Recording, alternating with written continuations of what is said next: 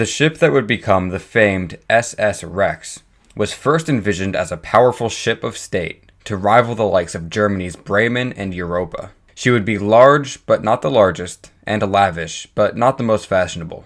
More importantly, though, she would be fast. So fast, in fact, that she had the potential to give her future owners, Navigazione Generale Italiana, or NGI, the honor of the Blue Riband.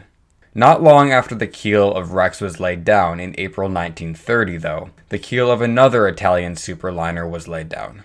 This other ship was being built for NGI's competitor, Lloyd Sabato.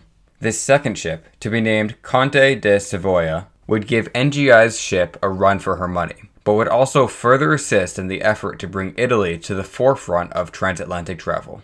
The ship, which would eventually be named Rex, was, during her construction, slated to be named after Guglielmo Marconi, the Italian inventor who pioneered wireless radio technology and made ocean travel safer as a result.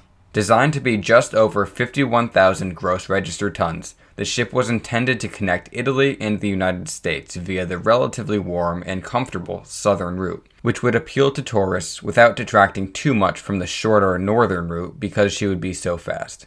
Aside from the design of her hull, this speed would be achieved via turbines powering quadruple screws. Despite her impressive power, Rex would be fairly conventional otherwise, especially in comparison to her planned contemporary and rival, Conte di Savoia. This point is perhaps best demonstrated by the style of her stern. Rex would have a traditional counter stern, sometimes called a clipper stern, which had been the norm on the Atlantic since the dawn of the steam age. Conte di Savoia, on the other hand, would flex her modernity with the up-and-coming cruiser stern design. Rex's traditional nature blended with a touch of modernity throughout the interior, too.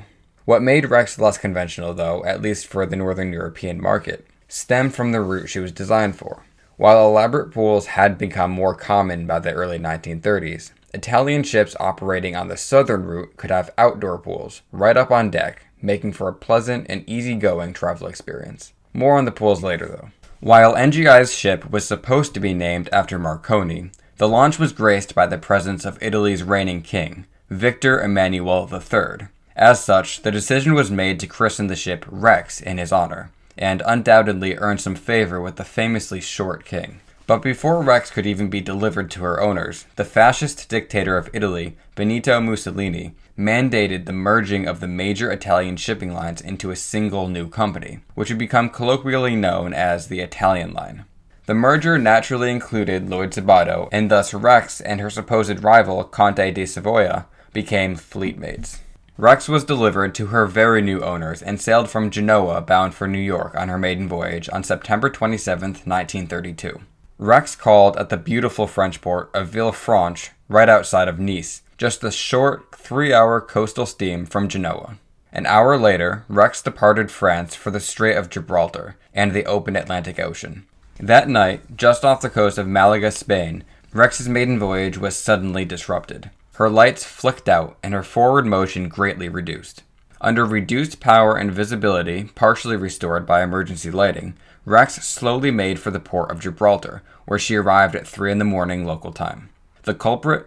3 of the ship's generators had lost power. The next morning, passengers who had gone to bed before the loss of power woke up to an unpleasant surprise.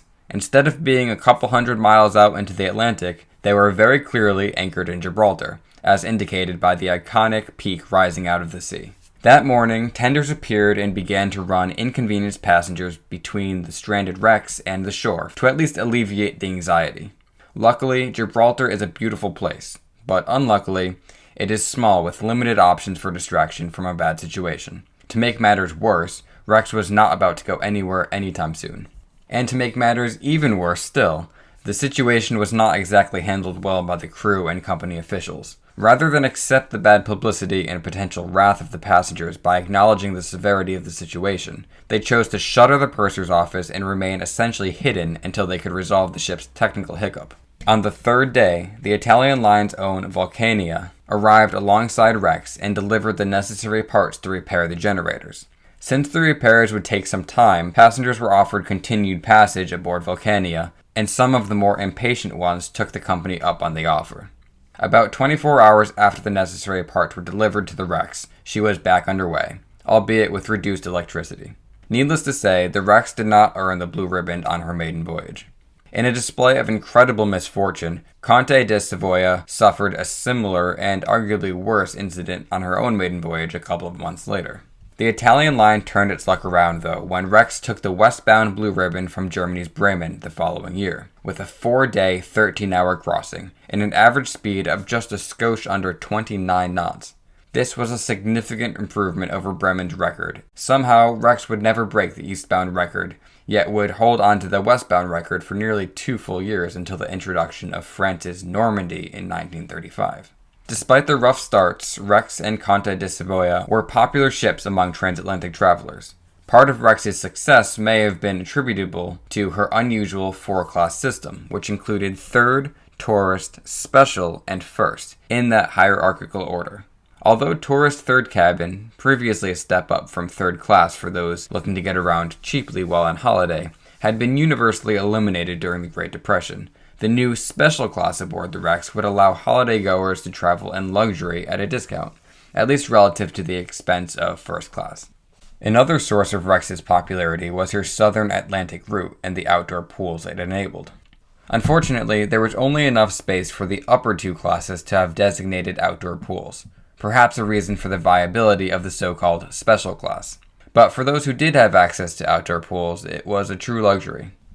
Rex and Conte di Savoia were not the first ships to feature on-deck pools, as other Italian ships sailing relatively sunny routes had been fitted with them earlier. Rex was, though, the first to do it with no punches pulled. Her owners knew, perhaps from being among the upper-class Italians themselves, that the draw of the pool was more than the actual swimming. In fact, most people using the pool would not actually be swimming. Whether they be sunbathing, relaxing, reading, socializing, or drinking a cocktail, the pool was inevitably a social hub when the weather was nice, which was most of the time. This was partly because so much on-deck space was needed for a pool that there was much less outdoor space elsewhere. All of this activity required a lot of space beyond even just the pool itself. It required a lido, an entire area surrounding the pool for deck chairs, umbrellas, open space, etc. Aboard Rex, the first-class pool was located on the sports deck, which might have been called the boat deck on other ships, as this is also where the lifeboats were located. Specifically, it was just aft of the second mast, which was well aft of both of the funnels, which were unusually far forward on the Rex. It was, of course, the larger of the 2 outdoor pools, and it fit in nicely with the ship's on-deck equipment. There was a large open deck space aft of the pool itself, from which passengers had an inevitably beautiful view over the ship's stern and wake. Further aft on the deck below was the smaller special class pool and lido. Being an Italian liner for warmer weather, Rex was a natural in the cruising market, which was starting to emerge as a serious revenue-earning venture for liners in the 1930s. In addition to her outdoor amenities, some of her cabins had private verandas, a prelude to the dreaded balconies of 21st century cruise ships. Given her short life, though, she did not see much cruising. In the end, she only went on 3 cruises, and only cruised in her own backyard of the Mediterranean one time.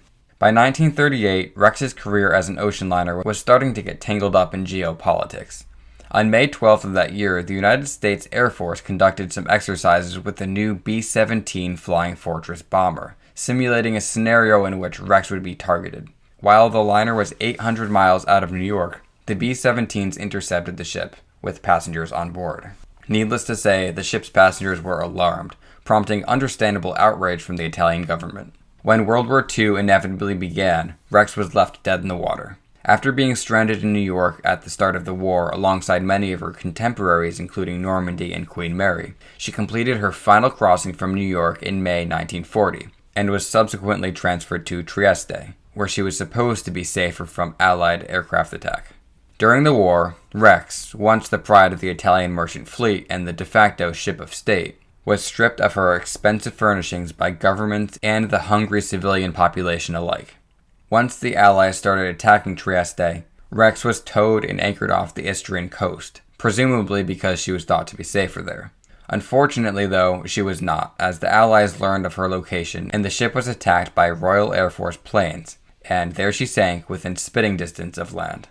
But this was not the end of the Italian line, and the best it had to offer was arguably yet to come.